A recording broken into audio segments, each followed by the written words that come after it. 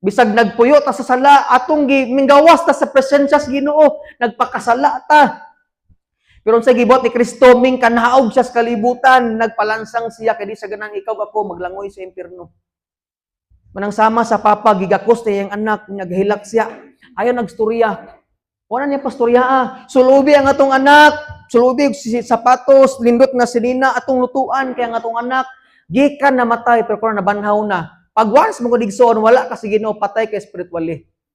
Pero sa time nga mobalik ka sa Ginoo na nabuhi, ang mga espiritu mo nang nagsadya. Ingon ang Bible, usa ka kalag nga mo repent sa sala, mobalik sa Ginoo, magfesta ang langit.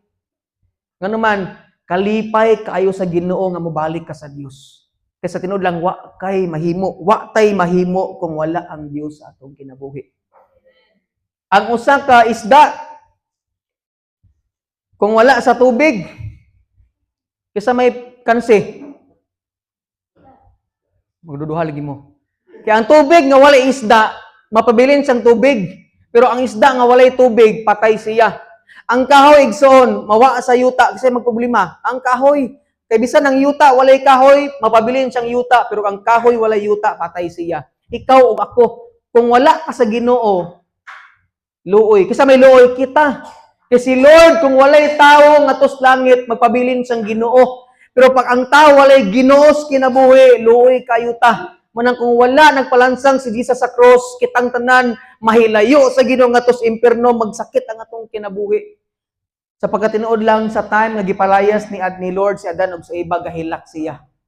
Ngano man naluoy siya sa mga tao nga nalayo sa Ginoo.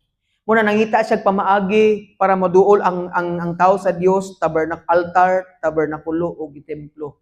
Karon nakita niya nga ang tao di gyud permanente makaduol sa Ginoo mo nang si Kristo na ang naghimog permanent gyud nga pakaduol ta sa Ginoo mga igsoon. Amen. Muna nga karon boring man usahay ang pagsimba. Kaapoy man pero kanunaya ang pagduol sa Ginoo kay wa ta kahibaw